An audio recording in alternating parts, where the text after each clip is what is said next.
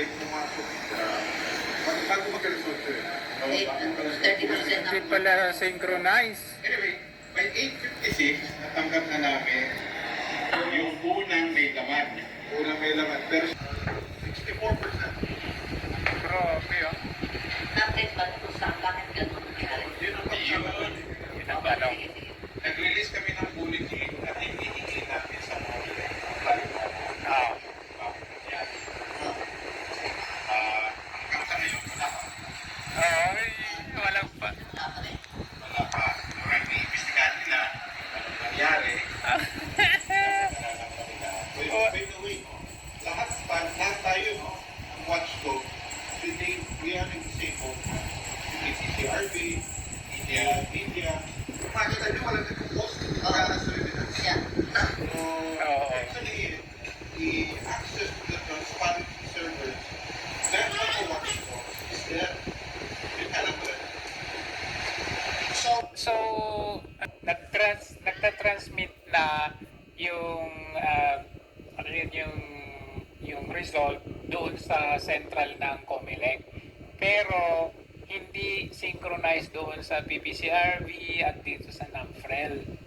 So, ibig sabihin, kontrolado pa rin ng COMELEC. Wala dito yung transparency kasi hindi naman real time. Sabi ni Garcia, real time. So, ngayon, kine-question sila ng COMELEC, kine-question ng COMELEC ng NAMFREL. Hanggang ngayon, wala pang sagot. Ang question, during the first night, the night of the election, ang bilis, 30% hanggang naging 60%, hanggang naging 76%. Tapos ngayon, nag-stop sa 97%. Anong nangyari? Meron bang niluluto? Up to now, as we speak, wala pa rin study ng COMELEC. Wala. Wala pa.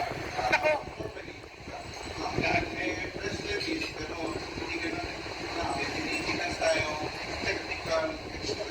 technical explanation. Okay. Saan ba? Napulunan ba ulit? Kasi na-experience natin yan. 2022, 2019, yung napupulunan yung system. At nararemedyohan. Kaya na ngayon, nararemedyohan daw noon. Ngayon, hindi na. Ano ba? Tingin mo ay natututunan? Oo.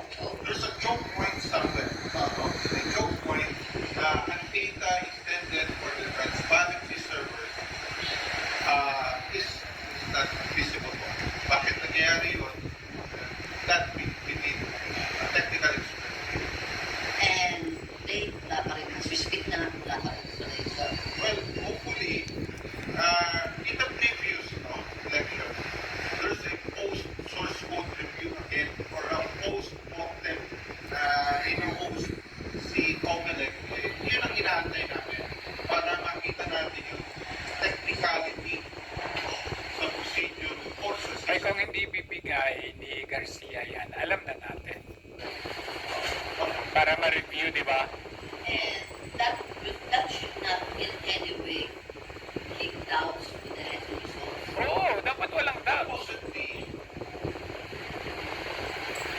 Kasi parang even if they're delayed sa kasi sa COMELEC naman ang problema nga lang hindi naman sa transparency server. Sumapasok din sa COMELEC. Pero sa aming wala. Yun pala yung big picture. Yung pag-prepare ng package. Oo, kasi niluluto pa nga nila eh. Ano naman yun? May program doon kasi na dapat makakap yung election order. Ay nagpapadala naman doon sa mga different groups. Oo. Ano nangyari doon? Oo. Yun nga, sa ngayon, for this election, yun ang ginagawa natin.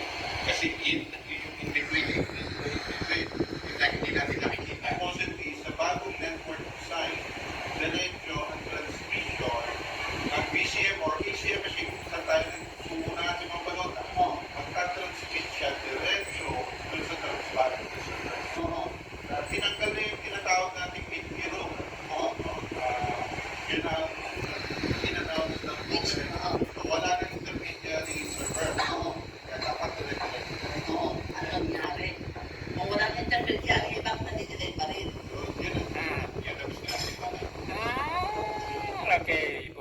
natin dyan na meron si Jari, pero bakit may delay pa?